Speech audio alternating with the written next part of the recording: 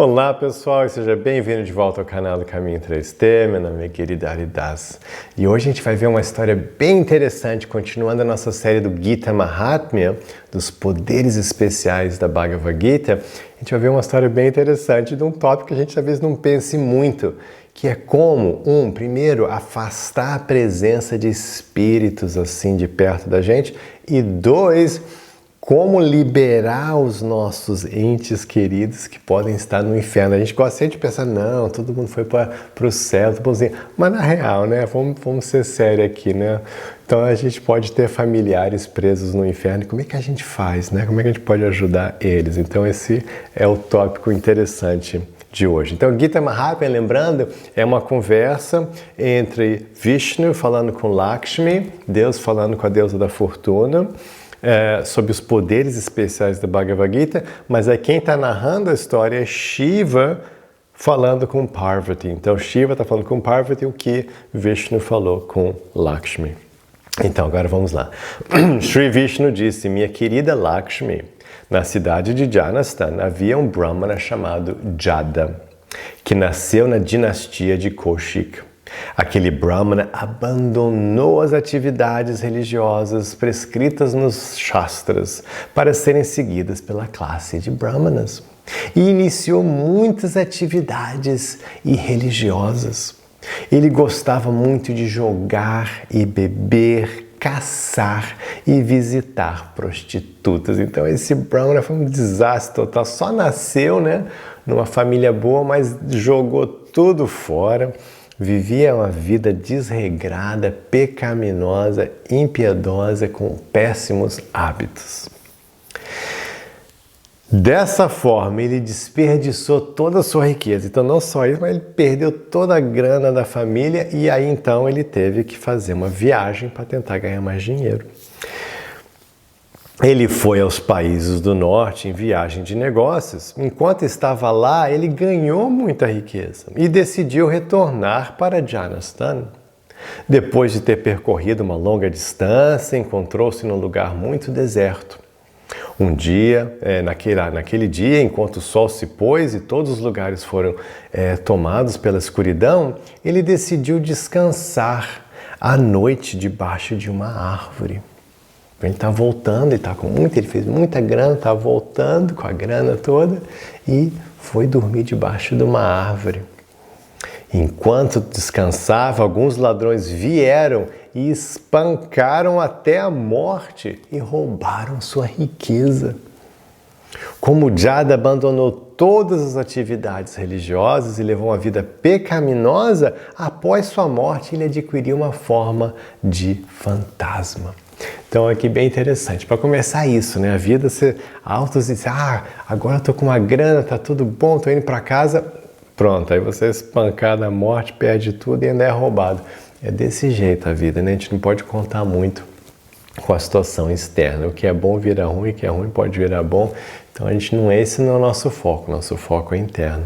E outro, esse conceito bem interessante da cultura védica, que quando a pessoa tem uma vida desregrada, uma vida ruim, ela pode receber como uma reação kármica ruim, ficar preso na forma que a gente chama de espírito, a forma de fantasma, ficar preso nessa forma fantasmagórica pós-morte, onde você mantém a identidade com o corpo que morreu, mas você não consegue seguir em diante. Então isso acontece em mortes traumáticas, como foi a dele também, ser espancado até a morte, roubado.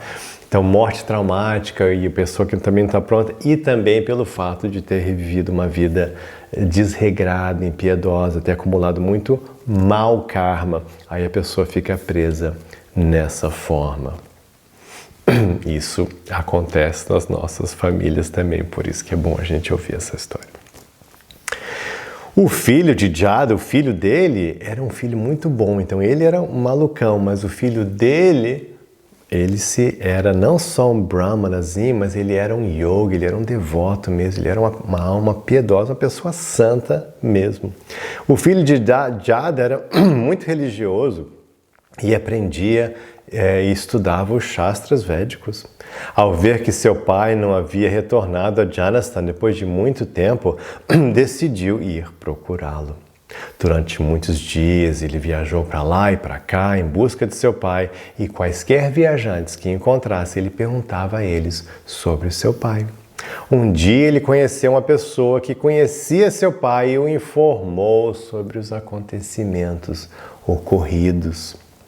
Quando o filho de Jada ouviu a notícia da morte de seu pai, ele decidiu ir a Kashi para oferecer pinda, adoração, para a libertação de seu pai de sua condição infernal.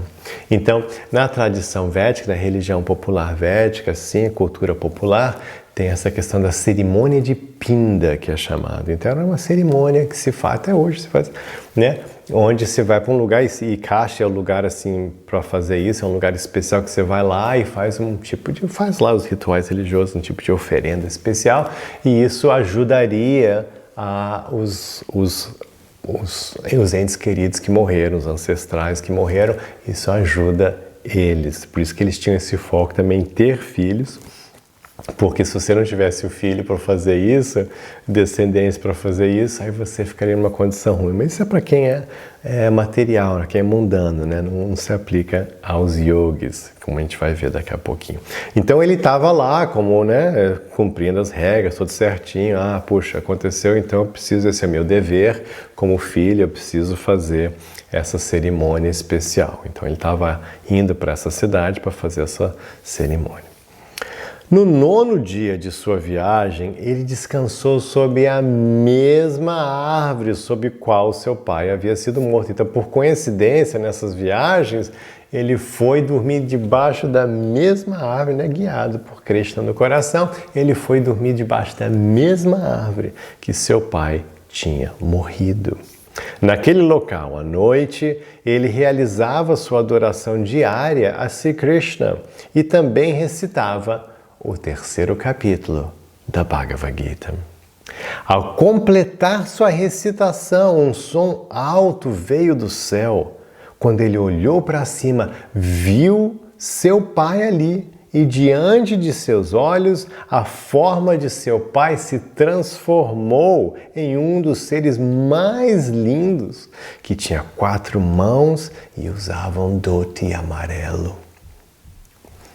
Seu corpo era da cor de uma nuvem escura de chuva e sua refulgência corporal iluminava todas as direções. Naquela época, seu pai ofereceu-lhe sua bênção.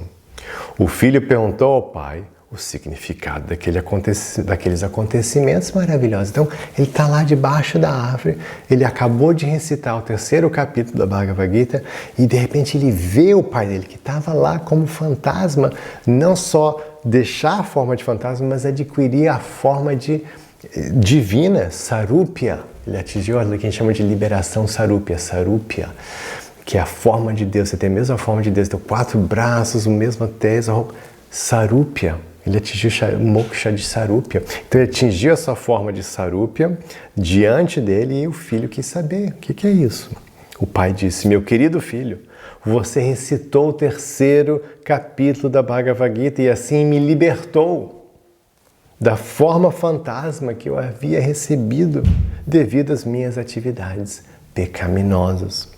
Agora você deve retornar para a sua casa, porque o propósito pelo qual você estava viajando para Kashi foi alcançado através da recitação do 3º capítulo da Bhagavad Gita. Então ele está falando assim, olha, você não precisa fazer esses rituais religiosos comuns. Já cumpriu o propósito só por você estar recitando a Bhagavad Gita. Então é interessante, né? Quando isso Krishna fala na Bhagavad Gita, né? Quando a gente consegue acessar a verdadeira espiritualidade, aí aquelas coisas da religiosidade mundana já não tem importância. Krishna fala assim, o mesmo propósito que um grande reservatório de água vai lhe dar, o pequeno, né? Já do pequeno também já resolveu. Eu não preciso, se eu tenho um reservatório de água gigante, eu não preciso do pequeno. O que o grande faz, o pequeno já não tem nenhuma necessidade mais. Então, quando a gente acessa a espiritualidade, a gente tem acesso a algo muito maior do que o pequeno, né? O que a gente poderia ter com religiosidade mundana. Então, uau! Então ele conseguiu liberar o filho dele, o pai dele atingiu Sarupya. essa liberação na forma de Deus, com o poder da Bhagavad Gita. Quando o filho perguntou ao pai se havia mais instruções dele, o pai disse: meu irmão também levou uma vida muito pecaminosa e está sofrendo em algum lugar nas regiões mais sombrias do inferno.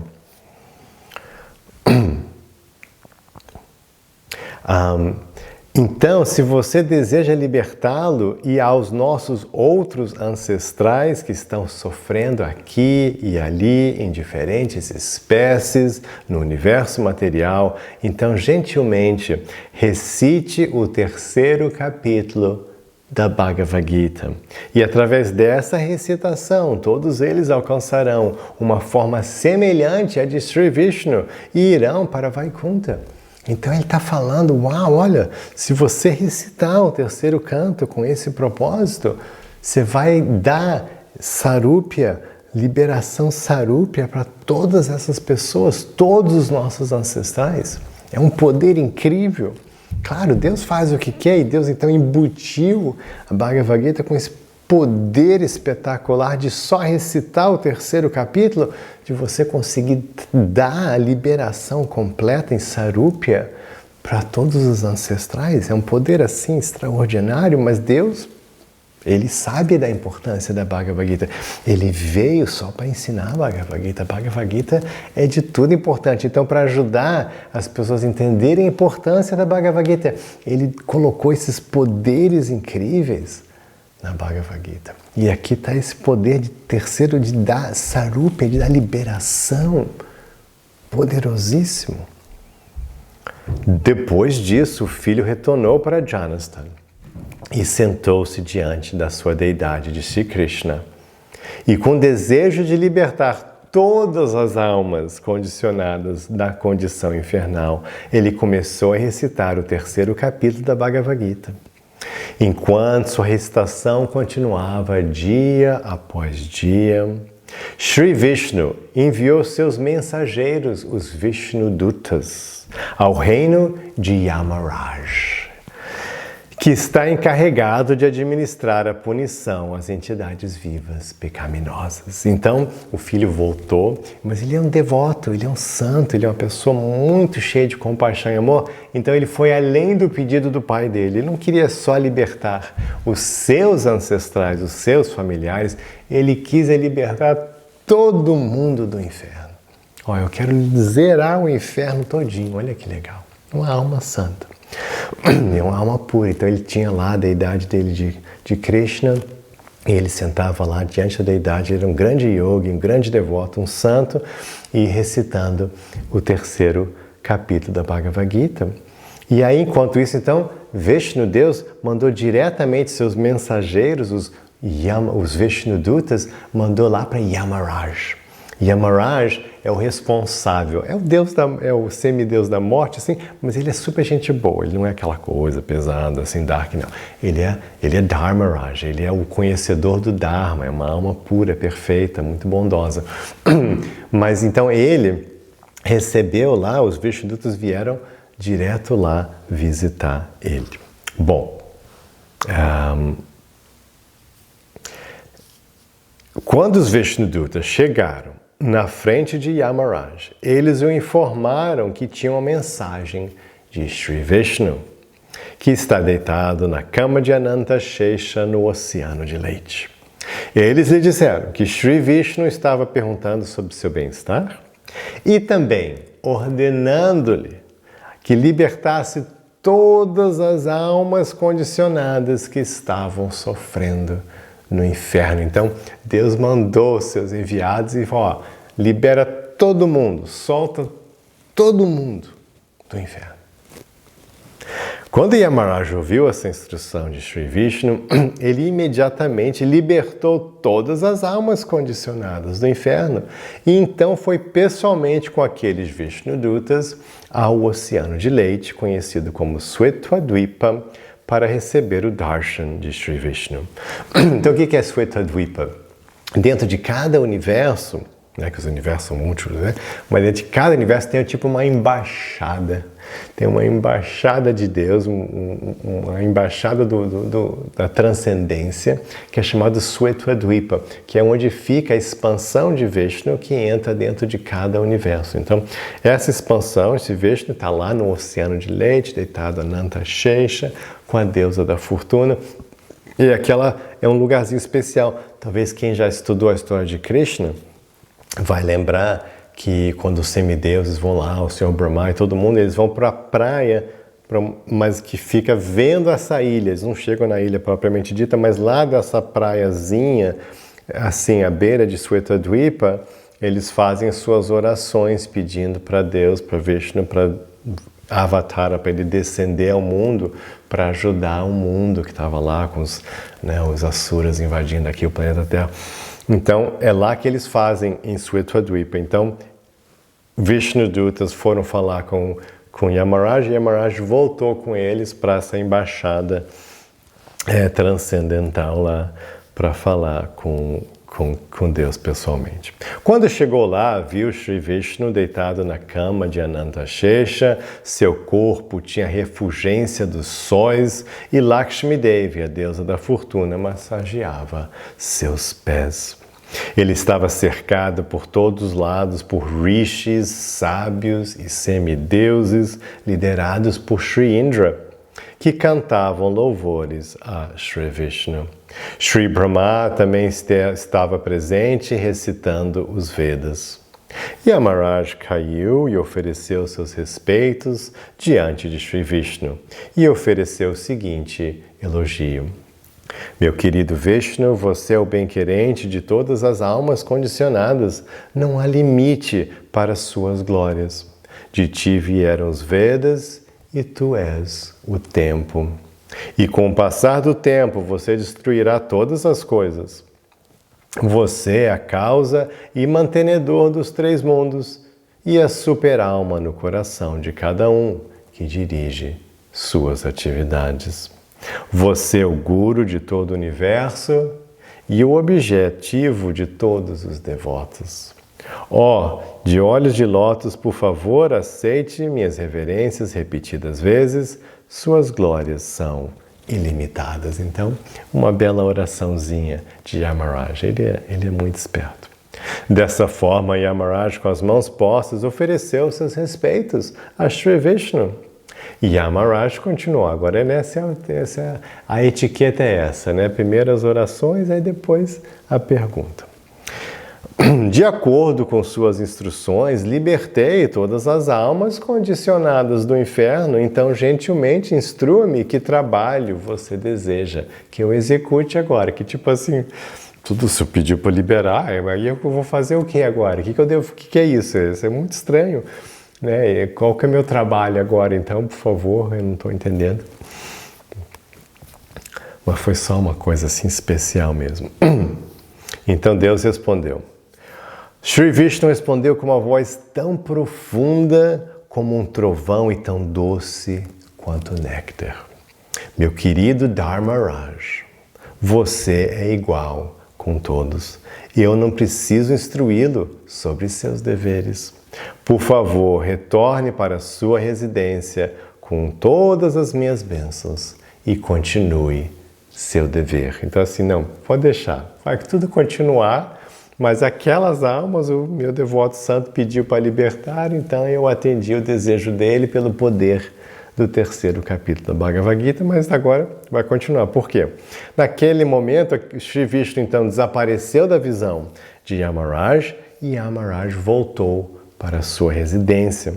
Depois, aquele Brahmana, o devoto, o filho, o menino, o devoto santo que tinha libertado todo mundo do inferno, libertou com sucesso todos os seus ancestrais e o resto das almas condicionadas do inferno. Os Vishnudutas foram lá e levaram ele de volta ao lar, de volta ao Supremo também. Onde ele foi capaz de se ocupar no serviço aos pés de lótus da suprema personalidade de Deus, eternamente. Então os Vishnudutas também foram lá, né, deram a mensagem para Yamaraj. Yamaraj foi falar com Deus, recebeu, não, pode voltar e continuar. E aí eles foram lá e libertaram também o devoto santo para levar ele de volta também ao lar de Deus. Então é isso, esse é o poder do terceiro capítulo da Bhagavad Gita. Espero que vocês aproveitem para se aprofundarem. O terceiro capítulo é tão importante, né? Maravilhoso, porque no terceiro capítulo você tem as instruções de Karma Yoga, como agir no mundo com consciência elevada, muito importante mesmo. Então aproveite aí, recite o terceiro capítulo da Bhagavad Gita, estude, aí se aproveita e se liberta também todos os seus antepassados aí de condições infernais, onde quer que estejam, no inferno, pelo universo, em qualquer lugar, se ajuda todo mundo estudando a Bhagavad Gita. Então é isso, tem um resto de dia maravilhoso, com muita paz e com muito amor.